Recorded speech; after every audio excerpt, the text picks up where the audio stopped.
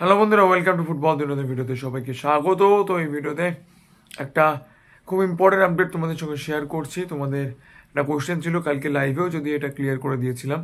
তো তোমরা জিজ্ঞেস করছিলে যে ইস্ট বেঙ্গলের ওপর থেকে আনোয়ার ইস্যুতে যা যা শাস্তি এসেছিল সেই শাস্তিগুলো আপাতত রিলিভ হয়ে গিয়েছে। কোশ্চেনটার আনসার অবভিয়াসলি ইয়েস। কালকেই তোমাদেরকে বলেছি, আবারও বলে দিচ্ছি।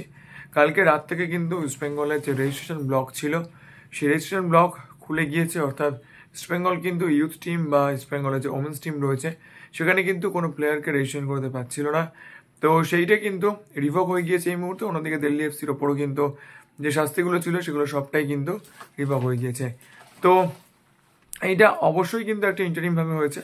এখনো পর্যন্ত এই ব্যাপারে কোনো ফাইনাল ডিসিশন আসেনি। তবে যতদিন না পর্যন্ত ফাইনাল ডিসিশন আসে ততদিন পর্যন্ত কিন্তু ইস্ট বেঙ্গল এবং দিল্লি এফসি তারা যদি মনে করে কোনো প্লেয়ারকে রেজিস্ট্রেশন করাবে সেখানে কিন্তু তারা সিআরএস রেজিস্ট্রেশন করাতে পারে।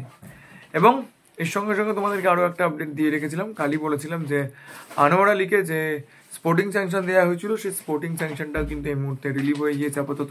তো এরপরে দেখা যাক কী হয়। টিউসডে একটা হিয়ারিং রয়েছে। তো সেই হিয়ারিংয়ে তোমাদেরকে বলেই দিয়েছিলাম কী হবে। শুধুমাত্র আনোয়ার আলী তিনি টার্মিনেশন করেছেন মোহনবাগান সুপার জায়ান্টের সঙ্গে। সেই টার্মিনেশনটাকে কোর্ট মেনে নিয়েছে, কিন্তু সেই টার্মিনেশনের এগেনস্টে তিনি এনওসি পাবেন কি পাবেন না সেইটা নিয়েই জাস্ট হিয়ারিং রয়েছে। সেখানেও কিন্তু একটা ইন্টারিম অর্ডারই আসবে।